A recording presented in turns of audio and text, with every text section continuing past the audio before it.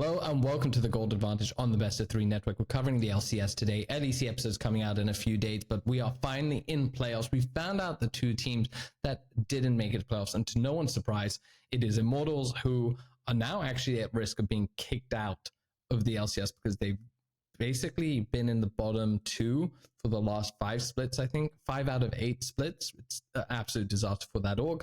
I doubt Riot is actually going to do anything about it, especially with TSM leaving the LCS. But it's still something to kind of mention there. The other team, massive shocker, but also not. It's Flyquest. Another super team that doesn't make playoffs, just like Vitality in Europe. Just a complete mess. And we'll be doing a video on this after playoffs. I think we've got enough to focus on at the moment. But the LCS playoffs, they kick off. 2 matches are going to kick us off. EG versus TSM. And then we have Team Liquid versus NRG.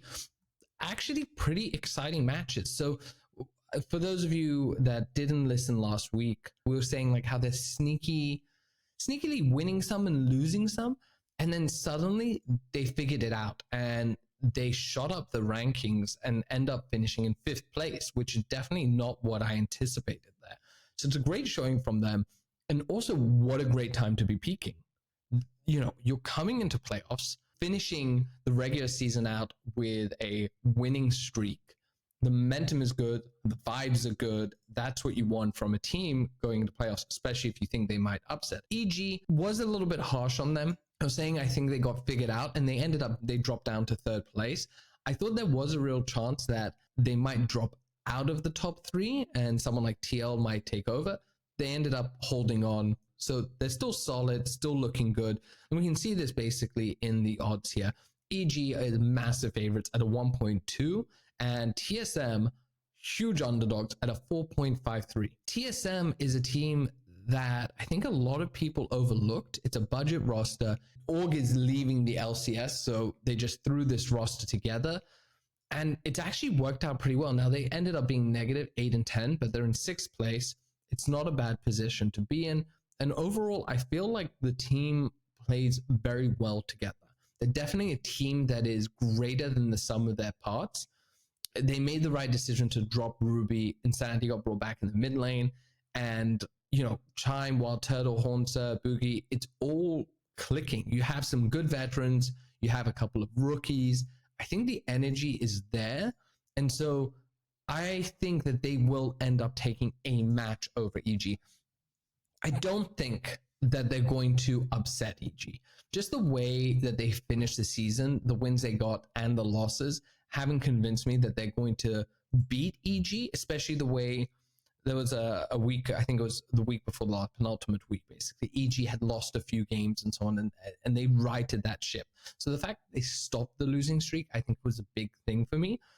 I think it will be a 3-1 though. I think TSM is good enough to win a map, and honestly, that's where the value is, because the individual map lines, EG sitting at a 1.37, just not worth taking, whereas TSM is sitting at a 3.11 or 3.17, depending on the map you're looking at. And I think that is definitely worth taking, but you need to watch it based on the draft, essentially. So if you see that EG gets a bad draft, TSM gets a really good draft, especially if TSM gets a very good wombo combo, simple to execute draft, or they get some real power picks like let's say Jace Kai'Sa combo, Tristana Kai'Sa. I think 100% jump on them. If you get the right map, you're going to come out with a nice amount of profit. So I think that's worth taking. I wouldn't look at taking the -1.5 on EG side. It's just not worth it. It's sitting at a 1.495. You're actually better off taking over 3.5 maps, which is a 1.595. So you get an additional 0.1 there if you take over 3.5 maps instead of a -1.5 on EG side. So I would take that. And I honestly think the -2.5 is too risky. It's 2.56, so that's the odds that I think are worth it, but that's also why they are those odds. I think the bookies agree this is probably going to be a 3-1 result, and that's what I would be looking to grab there. EG 3, TSM 1, you're getting 3.27. It's a riskier bet, but I think that's actually pretty good. Even the EG 3.0 is a 2.52, so you could take 2.52 on the 3.0, which I know is a -2.5, and then also the 3-1, and you'll come out and profit either way there. In terms of kill handicaps for EG, if you want to bet on that side of it, the line seems to be sitting at a -6.5, -7.5. So you can get -6.5 at a 1.69, a -7.5 at a 1.88. I think that's reasonable. I think you could take either of those. You could go a bit lower from -5.5 for 1.57, but I just don't think those odds are worth it. -8.5 jumps up to 2.1. That's quite high. And this is also why I'm not taking over-under on the kills, because I'm not sure. We've seen matches in Europe, some of them incredibly bloody. Actually, we just got a record set yesterday, G2XL. But then we've also had some games which have been really dull and slow. So I'm not sure how these two teams are going to match up in playoffs. Teams tend to play differently in playoffs as opposed to regular season. So I'm not confident in the over-under on the kills, but I do think -6.5, -7.5. On the other side of things, it's TL versus NRG. Again, another team that I was pretty down on. And then around midway through, it seems like bringing in APA really fixed things for them. And they're just looking much better.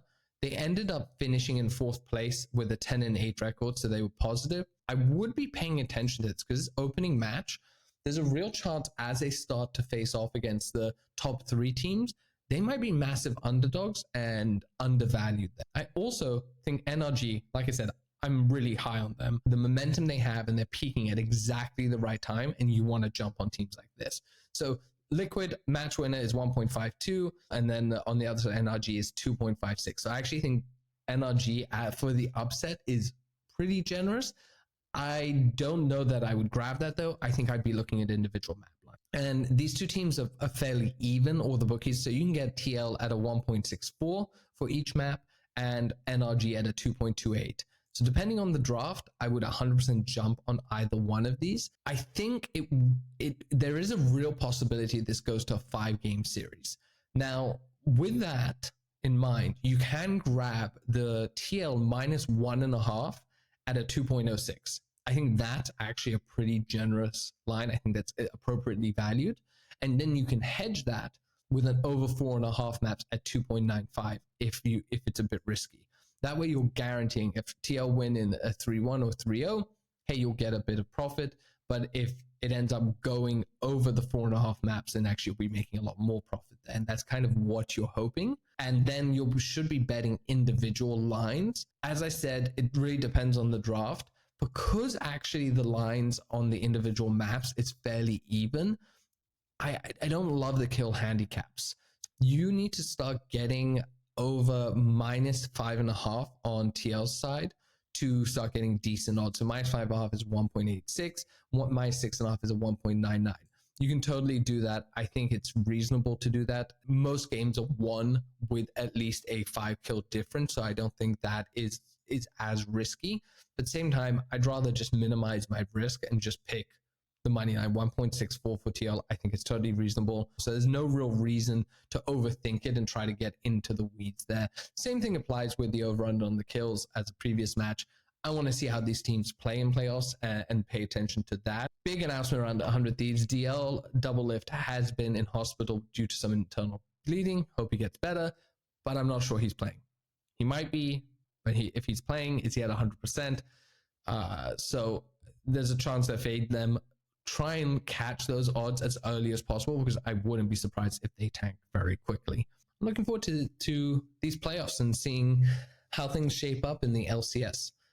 LEC has definitely been exciting. Anyway, that's it. Look, we'll be putting out some shorts and videos trying to cover the matches as they happen on the day. I know we say this in the past, but then sometimes the lines come out and the odds are just terrible and there's just no value and there's nothing to talk about. But if something does come up, there is some value, we will make sure to put it out. And if you want to be alerted to that, please make sure you subscribe. If you want to come talk to us, there's a link to our Discord down below. And as always, we'd really appreciate any of your thoughts in the comments. Thanks, everyone, and goodbye.